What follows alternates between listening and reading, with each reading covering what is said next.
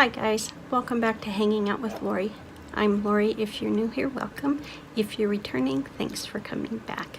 Today is my top fragrances of 2018. So the first one, and these are in no particular order, they're just one on how I wrote them down on my list, was Paris Hilton's Can Can. I received a sample of Can Can from perfume.com when I placed an order. I received a sample and I was like, oh, you've got to be kidding me. I really was. I was kind of snooty. And I love it. I have not sprayed it in quite a while because I have just an itty bitty amount left, and yes, I know it's pretty darn cheap. But I haven't seen it at my discount stores as of late, and that's really what I'm waiting for, is to pick it up. But I really liked it. I want to say it was sweet and florally at the same time, but it really lasted quite a while. It wasn't short-lived like some celebrity fragrances are. It didn't smell synthetic in any way. It was just really pleasing, and I really liked it. I'm going to get a bottle of it. I do not want the one where she put, you know, bedazzled the jar. I don't want that. I want the original bottle. I like that original bottle. I think it's cuter, and so I'm holding out for that Can Can in that original bottle. I know it's not expensive, but I've just got to find it when I have money. That's really what it boils down to. Now, the next one won't surprise you if you watch any of my perfume videos. This was my first Fragrance Friday. This was my Giorgio Armani Acqua di Gioia. I still don't know how to say that. If someone would please put it down below how to say it. You're gonna have to print it out phonetically so I can figure it out, because I cannot. But I loved that scent. I want that bottle. It is different than anything I have ever smelled before. It's very aquatic. Aquatic notes aren't, you know, isn't really my thing, but this was like a sweet aquatic. You know, it had some fruit vibes to it. It was warm, kind of sensual, and just comforting. I don't know how it was even comforting, to be honest with you. It's been a few weeks since I sprayed it, but it was kind of sexy, kind of comforting, kind of, you know, you're home with your loved one, you're curled up together, you guys are kissing. Doesn't matter if you've been married 40 years or, you know, just started dating, but you really like this person, and it's just warm and cozy and sexy and sweet and comforting, and you love spending time with them. That's what Acqua di Gioia means to me. Now, Lancôme La Nuit Trésor. Love it. I got a sample of it from the store. Now, that to me is, I'm trying to think, I ran out of it quite a while, but it's really, you know, syrupy, sweet, sexy in a bottle. Yeah, it has that really sweetness to it, but it's a sexy sweet. It is just like you want to eat them, kind of sweet. And maybe that sounds weird, but yeah, I think when I wear it, I feel sexy. I think I look sexy. Doesn't matter if I'm in jeans and a sweatshirt. that's just how I feel when I wear La Nuit Trésor. I think it was Jody Peacock. She is a YouTuber here. I think she described it as sex in a bottle. I want to say she did, and that truly is what it is. It's just beautiful. Oh my heavens, it's dark and mysterious, yet sweet and sexy. So that's my thoughts on La Nuit Trésor. Okay, the next one is Alfred Sung's She. I had it in a body spray. I so wanted in a bottle form. But I love Alfred Sung's She. I love the lightness of it, the airiness of it. It is sweet and florally, but not in a heavy way. It's perfect for, you know, a summer day. Go on a date, you know, a lunch date. That would be the perfect scent to wear, or just hanging at the house doing chores. That would be the perfect scent to wear. I loved Alfred Sung's She. Very pretty. Now the next one, I got a SCENTBIRD file of it, and it's Anik Goutal's Eau de Jordin. It is bright and sharp. That is Eau de Jordin. Nothing I own is like it. Nothing. I get no warmth from it whatsoever. It's just this bright, sharp, woody note, which is cypress, and I don't remember the other note, but it doesn't warm it up any. But it's so pretty.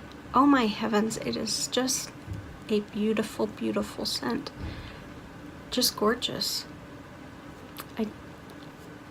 Different and very different. Very simple. A very simple approach to perfume, but absolutely stunning. Now the next one is Dylan Blue Pour Femme by Versace. I wanted to try this because I really liked the men's cologne. In fact, I wore the men's cologne. I would get samples of it and would wear it because I really liked it, and so I wanted to try Dylan Blue Pour Femme, and I loved it. I loved the sharp opening of it. It then warms up to a sweet vibe, but that opening is bright and in your face and has just this bottom edge to it that I don't smell a lot in perfumes. Now maybe other people do, but I don't. I don't know what that sharp edge is. To be honest, I don't even know what the notes are in Dylan Blue Pour Femme. I don't. I know on me it dries down to a nice vanilla, sweet, soft note. And I really like that because it contrasts, such a contrast between the beginning and the end. So I really like Dylan Blue Pour Femme. The next one is Maison Margiela's Lipstick On. Now that, to me, literally smells like lipstick. It really does. It is sexy. When I would wear lipstick on, haven't had it for quite a while. I went through my sample pretty fast, and I want a bottle of it really bad.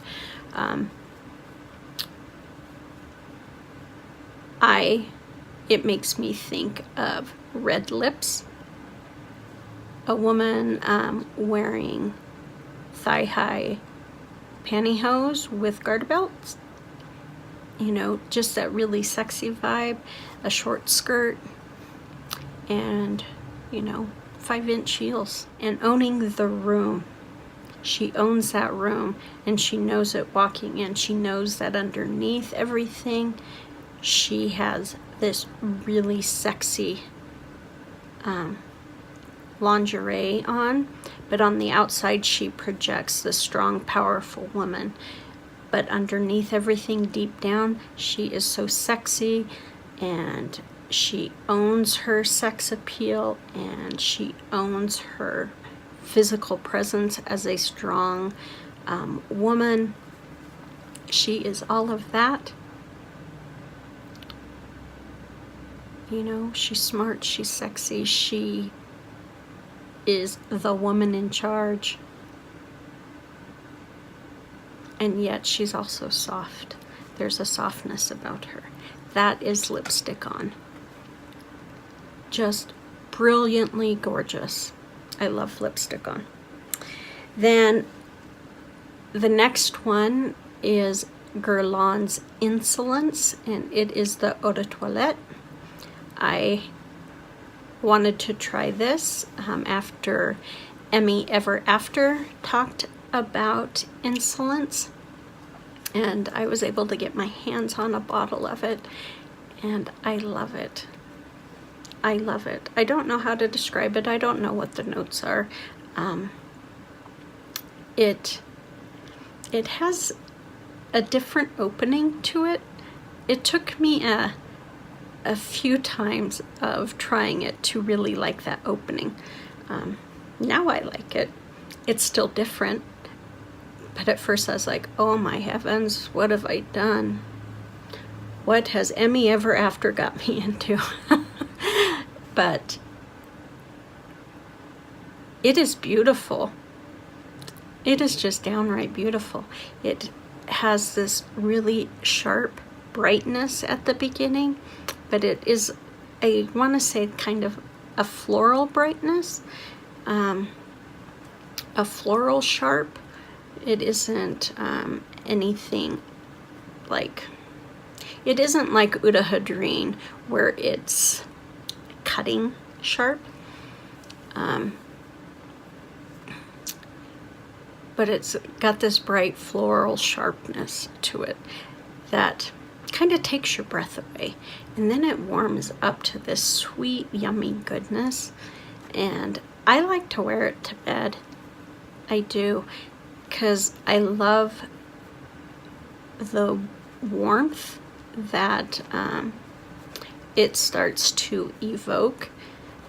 Within about 45 minutes, there's this warmth about it, and it like goes from this cool to this warm. It isn't